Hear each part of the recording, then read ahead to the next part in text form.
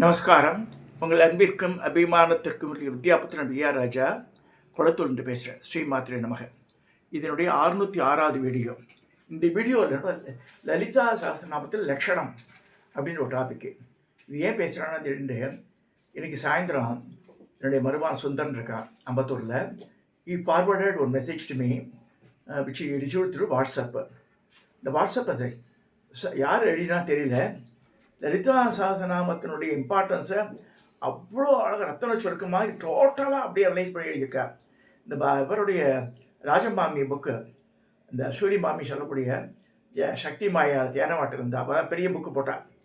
கணேசையருடைய புக்கை பேஸ் பண்ணிது. அது பாஸ்கர ஆயருடைய பாஷ்யத்தை வச்சு போட்ட புக்கு அது. ஸோ அதில் சொல்லக்கூடிய எல்லா கருத்துக்களும் இருக்குது. நானே ஏதாவது ஒன்றாட்டு கருத்துக்களை விட்டு இருந்தால் கூட இந்த இதில் கவரேஜ் ஆகிருக்கு இந்த பாயிண்டில். So that people can enjoy the லக்ஷணம் ஆஃப் லலிதா சஹஸ்ரநாமா. அதை பற்றி தான் டாபிக். இப்போ இந்த லலிதாம்பான்ற தேவதை எப்படி இருக்கா பாருங்கள். இது கிட்டத்தட்ட தஞ்சாவூர் பெயிண்டிங்கோட தான் இருக்குது. அம்பாள் ரொம்ப அதிரூப சுந்தரியாக தான் இருக்கா. லலிதா பாசம் அங்குசம் வச்சுட்டு ஒரு கையில் புஷ்பபானமும் ஒரு கையில் கரும்பு வச்சுட்டுருக்கா.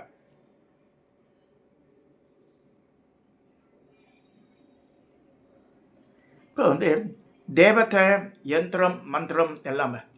தேவதைனா லலிதா, சுப்ரீமோ இஸ் லலிதா. மந்திரம் லலிதா சஹஸ்ரநாமம். யந்திரம் ஸ்ரீசக்கரம். ஸ்ரீசக்கரம் தான் யந்திரம். இந்த யந்திரன்றது ஸ்ரீசக்கரம், மந்திரன்றது லலிதா சஹஸ்ரநாமம், தேவதை லலிதா. ஸோ மூணுமே ஒன்று தான், நல்லா புரிஞ்சுக்கணும். All the three are one. You should not differentiate that. இப்போ கம்மிங் டு அவர் சப்ஜெக்ட், இந்த டாபிக் உள்ளே போகிறோம். அவள் என்ன அனுப்பிச்சான்னு சொல்லிடுறேன். அது நான் சில இதெல்லாம் முன்னாடி பேசியிருக்கேன், ரிப்பட்டேஷன் ஆக்கலாம் ஒன்னாட்டோ. அதாவது நம்ம தேனை, அதை பழத்தை தேனில் முக்கி அப்படியே அது இன்னும் இதெல்லாம் ஆட் பண்ணி வாயில் போடுற மாதிரி இருக்கு. இவ்வளோ அழகாக என்ன அது மாதிரி கருத்துக்கள் முத்து முத்தாக கொடுத்துருக்கார் அவர். யார் எழுதினாலும் அவளுக்கு தலைவணங்கிறார். லலிதா சஹஸ்ரநாம லக்ஷணம். லகு, லலிதம், லக்ஷணம், லட்சியம், லயம். உலகின் மிக பழமையான மதம் இந்து மதம். இந்து மதம் காட்டும் வாழ்க்கை பாதை, அறப்பாதை, ஆன்மீக பாதை, மக்களை வழிமுறைப்படுத்தி வாழ்வாங்கு வாழ வைக்கும் உன்னதமான மதம் இந்து மதம். வேதங்கள், உபனிஷதங்கள், புராணங்கள், இதிகாசங்கள் போன்ற இந்து மதத்தின் கிளைகள் மக்களின் நல்வாழ்க்கை வழிகாட்டுகின்றன. அந்த இந்து சனாதன தர்ம மதம் 6 உட்பிரிவுகளாக பிரிக்கப்பட்டுள்ளது. சைவம், வைஷ்ணவம், சாக்தம், சௌரம், காணாபத்தியம், கௌமாரம். இந்த காணாபத்தியில் ஆரம்பித்தாலும் சௌரம் தான் ஃபஸ்ட்டு வந்தது. ஸோ இதனோட சாக்தவம் கடவுளை பெண்பால் வடிவத்தில் சக்தியாக வெளிப்படச் செய்வது. அன்னை தான் உயிருக்கு காரணியாக இருப்பது போல அன்னை வடிவில் இருக்கும் தெய்வம்தான் அனைத்து ஜீவராசிக்கும் தாயாக வழங்குகிறது என்பதை உணர வைக்கிறது சாக்தம். அன்னை ஆதிபராசக்தியை வெளிப்பாடு செய்ய வேதங்களும் உபனிஷத்துகளும் புராணங்களும் பல வழிகளை காட்டுகின்றன. நமக்கு சொல்கிறா இல்லையா அது மூலமா. ஸோ அதில் மிகவும் மேன்மையானது அன்னையின் அனைத்து லீலைகளை பகிர்கின்ற லலிதா சஹஸ்ரநாமம் ஆகும். லகு. இந்து தர்ம சாஸ்திரங்கள் சில மந்திரங்கள் ஆண்கள் மட்டும், சில மந்திரங்களை பெண்கள் மட்டும் சொல்ல வேண்டும் என்று சொல்கின்றன. ஆனால் லலிதா சஹஸ்ரநாமத்தினை ஆண் பெண் என்று இருபாலாரும் சொல்லலாம் என்று அறிவிட்டு கூறுகின்றன சாஸ்திரங்கள். ஸ்ரீ ஹயக்ரீவரிடம் அகஸ்தியர் லலிதா சஹஸ்ரநாமத்தை கேட்டிருந்தார். அகஸ்தியரின் மனைவி லோபாமுத்திரை அம்பாள் உபாசனைகளில் மிக முதன்மையானவர். ஆதிவித்யா என்ற ஸ்ரீவித்யா உபாசனை மேற்கொண்டவர். கணவன் மனைவியாக அகஸ்தியரின் லோபாமுத்திரையும் தான் உலகிற்கு முதலில் ஸ்ரீவித்யா உபாசனை என்ற அம்பாளின் மிக மேன்மையான மந்திரங்களை கேட்டு அறிந்தவர்கள். இது காஞ்சிபுரத்தில் உபனிஷத் பிரம்மேந்திர மடத்தில் நடந்தாம்பாய் சொல்லப்படுறது. மிக எளிமையான வார்த்தைகள், அருமையான சொல்லாடல்கள், ஆழ்ந்த கருத்துக்கள், சிறந்த ஓசைநயம் இவை அனைத்தையும் கொண்டது இந்த சகஸ்ரநாமம். மிகவும் எளிமையாக இருப்பதால் லகுவான ஆனால் மிகவும் சக்தி வாய்ந்த மந்திரமாக அமைகிறது. 10 சகஸ்ரநாமங்கள் முன்னாடி சொல்லுங்க. கங்கா, காயத்ரி, பவானி, காளி, லட்சுமி, சரஸ்வதி, ராஜராஜேஸ்வரி, பாலா, ஷியாமளா, லலிதா, தசா. இந்த 10ல் லலிதா தான் வசதி. அப்படின்னு சொல்லியிருக்கு. இப்போ லலிதம் 2வது பாயிண்ட். லலிதம் என்ற வார்த்தைக்கு மனதிற்கு சந்தோஷத்தை கொடுக்கக்கூடியது என்று அர்த்தம். இதை பாராயணம் செய்வதால் மகனம் லகுவாக லேசாக கனமற்று போவதாலும் கஷ்டங்கள் அனைத்து நீங்குவதாலும் சந்தோஷம் பெருகும் என்பதாலும் லலிதா என்று பெயர் வந்தது. லலிதா என்பதற்கு கொஞ்சி விளையாடுவது என்ற அர்த்தம். அம்பிகையானவள் அனைத்து ஜீவராசிகளின் வாழ்க்கைகளையும் சிறு குழந்தையை விளையாடுவது போல் மிக எளிதாக செய்பவள் என்று அர்த்தமாக எடுத்துக்கொள்ளலாம். இதை பாராயணம் செய்யும் போது அம்பிகையை பாலையாக, பாலை குமரியாக, பாலா திரிபுர சுந்தரியாக மனதில் தியானித்தால் சிறு குழந்தைகளிடம் விளையாடும் போது அந்த குழந்தைகளின் வயதுடையவராக நாமும் மாறிவிடுவோம். அதுபோலவே அம்பிகையின் அருளாளர்களை எளிதில் உணர முடியும். 3வது லட்சணம். அம்பிகையின் அனைத்து லீலையும் அறிகின்ற இந்த லலிதா சகஸ்ரநாமம் 18 புராணங்களை ஒன்றானதும் இறுதியானதும் ஆகிய பிரம்மாண்ட புராணத்தில் ஸ்ரீ ஹயக்ரீவன் மற்றும் அகஸ்தியர் இவர்களுடைய சம்பாதம் உரையாடல் வடிவிலான லலிதோப்யானம் என்ற பகுதியில் அடங்கியுள்ளது. லலிதோப்யானம் மந்திர காண்டம், ஞாச காண்டம், பூஜா காண்டம், புரஸ்சரண காண்டம், ஹோம காண்டம், ரகசிய காண்டம், சோஸ்திர காண்டம் என்று பல்வேறு பிரிவுகளை கொண்டது. இதில் சோஸ்திர காண்டத்தில் அமைந்தது லலிதா சகஸ்ரநாமம். வேதங்கள் பரமேஸ்வருடைய உல்லாசம் நிஸ்வாசம் என்ற மூச்சுக்காற்றிலிருந்து தோன்றியவை. உஸ்வாசம் வேதங்கள் பரமேஸ்வருடைய உஸ்வாசம் நிஸ்வாசம் என்னும் மூச்சுக்காற்று தோன்றியவை, மிகவும் புனிதமானவை. இந்த லலிதா சகஸ்ரநாமம் அம்பிகையின் வாக்கிலிருந்து தோன்றியவை. வைகரி மத்தியமா பஷ்யந்தி ஆகிய அம்பிகையின் வாக்கு சொற்களுக்குரிய தேவர்களால் சொல்லப்பட்டவை. அம்பிகையின் ஆணைப்படி வாக்தேவதைகளால் சொல்லப்பட்டவை. அதாவது யார்? வசினி, காமேஷி, மோதினி, விமலா, அருணா, ஜெயினி, சர்வேஸ்வரி, கௌரணி 8 பேர் அவ. சரிகம் பதினாம் என்ற 7 ஸ்வரங்களுக்கு 7 பேரும் அதற்கு மேலான அனுஸ்வர நிலையை கொண்ட மனிதனின் கேட்கின் திறனான 50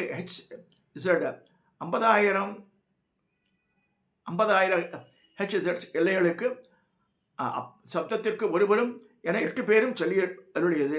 இந்த லலிதா சகஸ்ரநாமம் ஒரு தனிப்பட்ட நபர் எழுதிய அல்ல, தெய்வமே அனுகரித்தது. வாக்தேவதிகள் அனுகரித்தால் இது ரகசிய சகஸ்ரநாமம் என்றே சொல்லப்படுகிறது. ரகசியம் என்ற சொல்லுக்கு உள்ளுக்குள் புதைந்திருப்பது என்று அர்த்தம். அள்ள அள்ள குறையாம அற்புத புதையல் போன்றது. லலிதா சகஸ்ரநாமம் வற்றாத ஜீவநிதி போன்றது. ஒவ்வொரு முறை படிக்கும் போதும் புதியதாக படிப்பது போன்று தோன்ற செய்யும். அம்பிகையின் வாக்கிலிருந்து வந்ததால் இது வேதற்கு சமமான போற்றப்படுகிறது. வேதங்களுக்கு அர்த்தம் அந்த வேத பிதாவான பரமேஸ்வரனுக்கு மட்டுமே அறியப்பட்டது. அதுபோல் லலிதா சகஸ்ரநாமத்தில் முழுமையான அர்த்தம் ஜெகன்மாதாவாகிய லலிதாக்கே தெரியும். இதற்கான விளக்கங்கள் பற்பல ஆண்டோர்களும் சான்றோர்களும் அளித்துள்ளனர். அவர்கள் கூட இதன் முழுமையான விளக்கத்தை தர முடியவில்லை என்றே கூறியிருக்கின்றனர். உதாரணமாக அபர்ணா என்ற பெயர் கொண்டு அம்பிகையை போற்றப்படுகிறார். அபர்ணா என்று கடன் இல்லாதவள் என்று அர்த்தம். பக்தர்கள் கேட்கும் கோரிக்கையை நாளை அடுத்த நாள் அல்லது வேறொரு நாளில் வரம் தந்து பக்தர்களின் கோரிக்கையை கடனாக கொள்ளாதவள், அதாவது பக்தர்களின் கோரிக்கையை உடனடியாக அருள்பவள் அபர்ணான்னு நிறைய மீனிங் சொல்லிருக்கு. பர்ணம் இலையை கூட சாப்பிடாம பரமேஸ்வரர் குறித்து தபம் படித்து அடைஞ்சான்னு சொல்லிருக்கு. அபர்ணா என்றால் அம்பிகை ஒரு சமயம் பரமேஸ்வரனை திருமணம் செய்து கொள்ள தவமாய் தவம் இருந்தார். தபம் செய்யும் போது ரிஷிகள் போன்ற காட்டில் கிடைக்கக்கூடிய கிழங்குகள் பழங்களை உணவாக உட்கொள்வது போல அம்பிகை இலையை கூட உண்ணாமல் இருந்தால், உபவாசம் இருந்து ஊசி மேல் தவம் இருந்தால் புராணங்கள் சொல்கின்றன. அபர்ணா என்றால் விழி மூடாதவள், அதாவது பர்ணம் என்றால் விழுதல், இமையை கூட விடாமல், அதாவது கண் இமைக்காதவள். விழிமூடும் சமயம் பக்தன் வந்துவிட்டால் வரம் கொடுக்காமல் போய்விடுமோ என்றாலாம். பாருங்க எப்பேற்பட்ட காருண்யம் அம்பாளுக்கு. இமைக்காமல் இருக்கிறாள். இது போன்ற பல அர்த்தங்களை ஆண்டோர்கள் அமைக்கின்றார்கள். ஆகையினால் இதற்கான அர்த்தங்களை நம்ம பார்த்தா படிச்சது. லலிதா சகஸ்ரநாமம், அபிராமந்தாதி மற்ற சௌந்தரகிரி 3ஐயும் ஒன்றுக்கொன்று தொடர்பு படுத்தி நிறைய பேர் சொல்லியிருக்கா. அதையும் சொல்றாரு. லலிதா சகஸ்ரநாம லட்சணம். லட்சணம் என்றால் குறியீடு, அது இலக்கணம். லலிதா சகஸ்ரநாமம் சகஸ்ர 1000 நாமம் பெயர்கள். அம்பிகையின் 1000 பெயர்களால் அழகுற துதிக்க செய்யும் மந்திரங்கள். ஒவ்வொரு வார்த்தையும் வெவ்வேறு வார்த்தை. பொதுவாக சகஸ்ரம் என்ற வார்த்தைக்கு வேத பாஷ்யங்கள் எண்ணற்றது என்று அர்த்தம் தருகின்றன. சகஸ்ர சீர்ஷ புருஷா, சகஸ்ர சீர்ஷா புருஷா, சகஸ்ரபாத் எஜுர்வேதம் சொல்றது புருஷ சுத்தத்தில். இங்கே சகஸ்ரம் என்ற வார்த்தைக்கு எண்ணிக்கையற்றது என்று பொருள். அதே போல் சகஸ்ரநாமம் என்றால் அம்பிகை எண்ணற்ற நாமங்கள் பெயர்களை கொண்டவள்னு அர்த்தம். ஆனால் அங்கே வந்து 1000 நாமாவளியே கரெக்டாக இருக்குது அம்பாளுக்கு. சகசிரம் என்றால் 1000 என்ற அர்த்தம் உண்டு. ஆகவே அம்பிகைக்கு 1000 பெயர்களை வரிசையாக அமைத்து வழிபடுவது பிரார்த்தனைக்கு சகசர நாமாவளி என்ற பெயர். சாலாட்சர சூத்திரம் என்பது வடமொழி இலக்கியத்தில் மிக முக்கியமான ஒன்று. சகசரநாமம் எப்படியெல்லாம் அமைய வேண்டும் என்று நேதியப்படுத்திக்கின்றது. அந்த வகையில் எல்லா விதங்களிலும் பரிபூர்ணமாக மிக பொருத்தமாக அமைந்துள்ள லலிதா சகசரநாமம் எளிமையாகவும் லகு, இனிமையாகவும் லலிதம், இலக்கணம் முழுமை பெற்றது, லட்சணம் வடிவமாகவும் லலிதா சகசரநாமம் அமைந்திருப்பதால் மிகவும் புகழ்பெற்று விளங்குகிறது. லலிதா சகசரநாம லட்சணங்கள் பல உண்டு. அவற்றை சொல்றார். சகசரநாமம் அமைய வேண்டும் என்ற 1000 பெயர்களை முதலில் தேர்வு செய்ய வேண்டும். அவை அந்த தெய்வத்தின் புகழை கூற வேண்டும். அவற்றை இலக்கணப்படி சோத்திரமாக சேர்க்க வேண்டும். அப்படி சோத்திரமாக ஆகுவது சந்தஸ் என்னும் சத்தம் அல்லது செய்யுள் தன்மை மாறாமல் இருக்க வேண்டும். உதாரணமாக ஸ்ரீமாத்ரே நமக, ஸ்ரீ மகாராஜ்யாய நமக, ஸ்ரீமத் சிம்மாசனேஸ்வரி நமக மேற்கூறிய நாமாக்களையும் சோத்திரமாக மாற்ற முடியும். அது ஸ்ரீமாதா, ஸ்ரீ மகாராஜ்யி, ஸ்ரீமத் சிம்மாசனேஸ்வரி இப்படி சோத்திரமாக மாற்றப்பட்டது எந்த விதத்திலும் சந்தங்களில் மாறாமல் அமைய வேண்டும். அதுபோல மாற்றப்பட்ட சோஸ்திரனுடைய நாமாவளியாக மறுபடியை பிரிக்க ஏதுவாக இருக்கும். அம்பாள் வீட்டுக்கு நகரத்தின் முதல் வாயிலில் அஷ்ட தேவதைகள் வீழ்ச்சியாக ஸ்ரீவித்யா பூஜை கூறுகிறது. 8 மடங்கில் உள்ள எண்ணிக்கையை லலிதா சகசரநாமம் பெரிதும் முக்கியமாக சொல்கிறது. மகா சதுஷட்டி கோடி யோகினி 8 × 8 64 கோடி எண்ணிக்கை கொண்ட யோகினிகள் என்னும் தேவதைகளால் துதிக்கப்படுபவள்.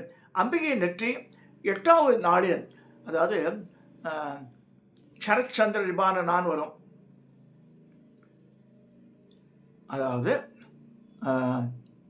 அம்பிகை நெற்றி 8வது நாளில் சந்திரனின் வடிவத்தை காந்தியை கொண்டுள்ளது என்றும் கீழ்முகம் மற்றும் ஒரு 8வது சந்திரனுடைய ஒளியை கொண்டது என்றும் புராணங்கள் கூறுகின்றன. அதாவது 8 + 8 16 பௌர்ணமி தினத்தை விட மேலான ஒளியை கொண்டுள்ளவள் அம்பிகை. 16 என்ற எண்ணிக்கையும் சாக்த உபாசனை மிகவும் முக்கியத்துவம். ஷோடச அக்ஷரம் எழுத்துக்களில் சோடசாட்சரி என்றும் எழுத்துக்களை கொண்ட ஸ்ரீவித்யா மந்திரமே அம்பிகையின் வழிபட உகந்த மிக மிக மேன்மையான உபாசனா மந்திரம். அந்த 16 அம்சம் லலிதா சகசரநாமம் முழுக்க பெறுதே வேக்கத்தக்கதாக உள்ளது. லலிதா சகசரநாமத்தின் சோத்திரம் ஒவ்வொரு வரியும் 16. இங்கே தான் முக்கியமான பாயிண்ட். இது வரைக்கும் நான் சொல்லாதது இப்போ சொல்கிறேன். லலிதா சகசரநாமம் சோஸ்திரத்தின் ஒவ்வொரு வரியும் 16 எழுத்துக்களை கொண்டுள்ளது. ஸ்ரீமாதா, ஸ்ரீ மகாராஜ்யி, ஸ்ரீமத் சிம்மாசனேஸ்வரி இதில் எண்ணி பார்த்தா சமஸ்கிருத லெட்டர்ஸ் 16 எழுத்துக்கள் தான் இருக்கும். புள்ளி வச்ச எழுத்துக்கள் கணக்கில் வராது. ஸோ புள்ளி வைத்த ஒற்றை எழுத்துக்களை இலக்கணப்படிப்படி கணக்கில் வராது. அது மட்டுமல்ல, ஒவ்வொரு வரியுமே 16 எழுத்துக்களை கொண்டு அமைகிறது. 2வது வரி ஷதிக்கிரை கொண்ட சம்பூதா தேவகாரி சமுத்திதா, அது 16 16 16 32. ஸ்ரீ லலிதா சகசரநாமத்தினை சொல்லி வந்தால் எண்ணற்ற முறை ஸ்ரீவித்யா மந்திரத்தினை பலன் கிடைத்துவிடும் என்று உபாசகரின் கருத்து. 2 வரிகள் சேர்ந்தது ஒரு ஸ்லோகம்.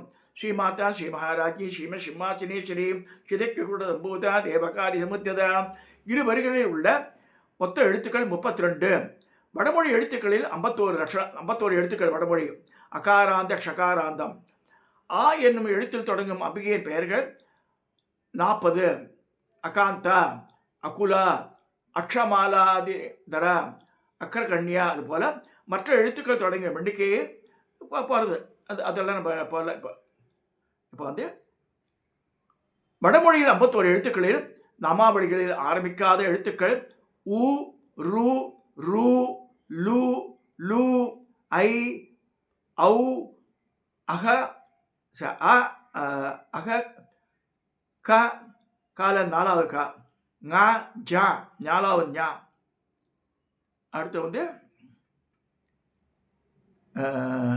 ஜ 4வது, ஞா, ட ட 2வது ட, அப்புறம் 4வது ட, ண, த, ப 2வது ப, ழ ஆகிய 19 எழுத்துக்களில் அம்பிகையின் பெயர்கள் ஆரம்பிக்கப்படவில்லை. இந்த 19 விளக்கப்பட்டது. முன்னாடி நான் சொல்லியிருக்கேன். 32 எழுத்துக்களை கொண்டு தான் முதல் எழுத்து ஆரம்பிக்கிறது. ஸோ லலிதா சகசரநாம சோத்திரத்தில் ஒவ்வொரு ஸ்லோகத்தில் உள்ள 32 எழுத்துக்களும் எண்ணிக்கையே. லலிதா சகசரநாமம் 3 பிரிவுகளை கொண்டது. பூர்வபாகம், நாமார்ச்சனா பாகம் பலஸ்ருதி. பூர்வபாகம் 51 ஸ்லோகங்களும், நாமார்ச்சனா பாகம் அதாவது நாமாவளி 182 ஸ்லோகங்களும், பலஸ்ருதி 86 ஸ்லோகங்களும் அமைந்துள்ளது.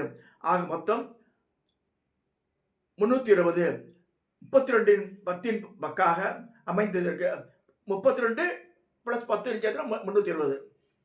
ஆதியந்தம் லலிதா மன்னிக்கிறோம். ஆதியந்தம் லலிதா சகஸ்ரநாமத்தின் ஆதி முதல் ஸ்ரீ மாதா வரை 1000வது நாமாவளி லலிதாம்பிகை. ஆதி அன்னையாக விளங்குவள் லலிதாம்பிகை என்பதையும் முதல் முடிவாக உள்ளதையும் லலிதா சகஸ்ரநாமம் உணர்த்துகிறது. லட்சியம்: அம்பிகையிடம் வேண்டுதலை மனதில் நினைத்து லலிதா சகஸ்ரநாமத்தில் மனதார பிரார்த்தனை செய்து இத்தனை முறை செல்ல வேண்டும் என்ற லட்சியம் கொண்ட பாராயணம் செய்து வந்தால் அம்பிகை அந்த பிரார்த்தனையில் நிச்சயமாக நிறைவேற்றுவார் என்பது சத்தியபூர்வமான உண்மை. அம்பிகை க்ஷிப்ர பிரசாதினியாக விளங்குபவள். அதாவது எளிமையில் பக்தியில் கூட விரைவில் திருப்தி அடைந்து விடுவாள். லலிதா சகஸ்ரநாமத்தின் பலஸ்ருதி மிக அருமையாக நம்ம ஆல்ரெடி பார்த்தாச்சு. அப்போ சொல்லல. பூக்களை அர்ச்சனை பண்ணும்போது காம்பை பிடிச்சிருந்து அர்ச்சனை பண்ணணும். செம்பருத்தி பூ காம்புன்னு அது பண்ணணும். அதே பழங்களை நைவேத்தியம் பண்ணும்போது இந்த பழத்தினுடைய தட்டில் வைக்கும்போது பழத்தினுடைய காம்பு பகுதி எப்படி மரத்துலேருந்து தொங்குறது அந்த மாதிரி காம்பு பகுதி மேலே இருக்க பார்த்து வைக்கணும். பழத்தை அலம்பிட்டு. ஸோ அதுவும் சொல்லப்பட்டிருக்குங்க. ஸோ மிக விசேஷமாக பௌர்ணமி இரவில் பௌர்ணமி நிலைமை அம்பிகையார் மனத்தில் தியானித்து 5 வகையான புஜகங்களோடு, அதாவது கந்தம், புஷ்பம், தூபம், தீபம், நைவேத்தியம், லலிதா சகஸ்ரநாம கூட அர்ச்சனை மிகவும் மேன்மையான பலனை தரக்கூடியது. பௌர்ணமி பூஜையை மந்திரமூர்த்தி தீட்சிதர் முதலான பெரியவர்களும் தபஸ் ஞானியரும் பௌர்ணமி பூஜையை மிக விசேஷமாக செய்திருக்கின்றனர். ஸோ காஞ்சி பெரியவாளும் நிறைய சொல்லியிருக்காரு அதை பற்றி. ஸோ லலிதா சகஸ்ரநாமம் பாராயணம் செய்வது அல்லது கேட்பது பூர்வ ஜென்மத்தில் செய்த புண்ணியம் இருந்தால் மட்டுமே கிடைக்கும் என்று தந்திரராஜம் கூறுகிறது. அனைத்து வேதங்களிலும் பூர்ணமாக அமைந்த லலிதா சகஸ்ரநாமம் செல்வதால் அம்பிகையின் பரிபூர்ண அருள் எல்லாருக்கும் கிடைக்கும். லயம்: லலிதா சகஸ்ரநாமத்தில் பல்வேறு அம்சங்கள் அமைந்துள்ளன.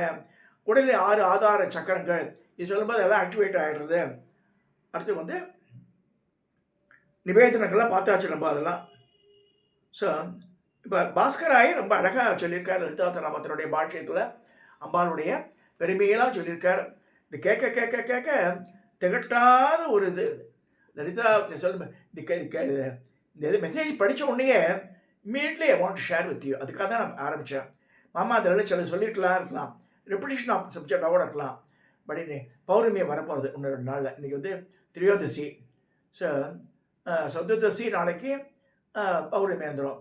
இந்த பௌர்ணமி சித்ரா பௌர்ணமி ரொம்ப ரொம்ப விசேஷமாக சொல்லப்படுறது. சரச்சந்திர நிபாரணா சொல்லியிருக்கு.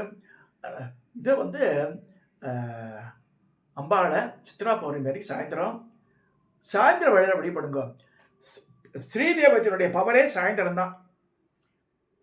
புருஷ தேவதை வழிபாடு காத்தால, சிவன், முருகர், விஷ்ணு இதெல்லாம் காத்தால பண்ணுறது, அம்பாளுக்கு பண்ணுறது நம்ம ஆற்றுல பண்ணுறோம். அதில் பட் பௌர்ணமியெல்லாம் சாயந்தரம் வேலை தான் சொல்லியிருக்கேன். எங்கள் குரு ஆற்றுல பௌர்ணமி பூஜையெல்லாம் பண்ணும்போது ராத்திரி 12 மணி ஆகிடும். 12 மணியாக பூஜையே முடியும் ஆற்றுல. சும்மா அடுத்ததாக நிறைய பேர் நீங்கள் எப்படி சொல்லலாம், திருசதியை சோடச்சி என்னவோ ஒவ்வொருத்தரும் பிஹெச்டி வாங்கின மாதிரி ஒவ்வொருத்தரும் வழி இருக்கா. அதெல்லாம் அபத்தம். Don't believe all those things. இங்கே குருமாதா அவள் பரமாச்சாரியோடைய நேரடி சிஷ்யை. அங்கே 100கணக்கான பேர் திசி அர்ச்சனை பண்ணுவாள். வாத்தில் எல்லாருக்கும் பஞ்சதிசி சோடசியெல்லாம் உதயசலாம் ஆளை. சோடசியெல்லாம் தேவையே இல்லை திருசதிக்கு. திருச்சி அவள் என்ன இதுவாக பண்ண போகிறா, ஜபமாக பண்ண போகிறா. தயவுசெய்து பயமுடுத்தாது அங்கே ஜனங்களை, ஓடி போடுவா எல்லாரும். அதாவது லலிதா நான் சொல்கிறேன் அந்த மாதிரி பாவங்கள் என்ன ஷேரோட பரவாயில்ல. லலிதா சகஸ்ரநாமம் தாராளம் யார் வேணால் சொல்லலாம். irrespective of caste, creed, and male or female, anybody can say Lalitha Sahasranamam. இது திருசதி அர்ச்சனையும் சரி. அர்ச்சனை எல்லாம் பண்ணும்போது நைவேத்தியம் பண்ணி வச்சுக்கோங்க. ஒரு கேசரியாக எளிமையாக பண்ணக்கூடிய கேசரி அதை பண்ணி வச்சுக்கலாம். ஆனால் அன்னங்களாக படிக்கிறோன்னா குடான்னா இஸ் பெஸ்ட்டு. குடானை பண்ணால் கூட வடை வேணும். உளுந்து வடையும் சக்கரை பொங்கலும் ரொம்ப ரொம்ப அம்பாளுக்கு பிரீத்தமானது. சித்தானந்த மகாராஜனுடைய கதைகள் இருக்கும்போது அது வருது. ஸோ ஆகையினால் இதெல்லாம் சொல்லி இந்த பதிவை நான் நிறைவு செய்கிறேன். சித்ரா பௌர்ணமி மிஸ் பண்ணாதவங்க வருஷத்தை ஒரு நாள் தான் வருது. ஸோ அதை வந்து அன்றைக்கி எல்லோரும் சாயந்தர வேளையில் அதில் பண்ணுங்கன்னு சொல்லி இந்த பதிவை நான் நிறைவு செய்கிறேன். அதை நான் பாராயணம் கூட சொல்லப்பட்டிருக்கு. நான் வந்து என்னுடைய டைம் ஃபேக்டர்னால அபிஷேகம் பண்ணும்போது பாராயணம் முடிச்சுடுவேன். அர்ச்சனை எல்லாம் அப்புறமா வச்சுடுவேன். நார்மலாக எல்லா பூஜையும் முடிச்சு அம்பாளுக்கு நைவேத்தியங்கள்லாம் ஆகி அம்பாள் சந்தோஷமாக இருக்கும்போது அதை நான் பாராயணம் பண்ணோன்னு சொல்லியிருக்கு. இப்போ மோகன் குஜராத்லாம் அப்படி தான் பண்ணுவாள். இங்கே மணி தீபத்துலலாம் வந்து எல்லா பூஜையும் படி நிறைவாக தான் லலிதாசனம் நம்ம சொல்லுவாள். ஸோ அந்த இதையும் ஃபாலோ பண்ணலாம். நம்ம அழகாக ஃபேனுக்கு அடியில் உட்காந்துக்கலாம், சோஃபாவில் கூட உட்காந்துங்க, யார் வேணால் செய்யலாம். இப்போது இதெல்லாம் சொல்லி இதை சப்ஸ்கிரைப் பண்ணுங்க, ஷேர் பண்ணுங்க, லைக் பண்ணுங்கன்னு சொல்லி இந்த பதிவை நான் நிறைவு செய்கிறேன்.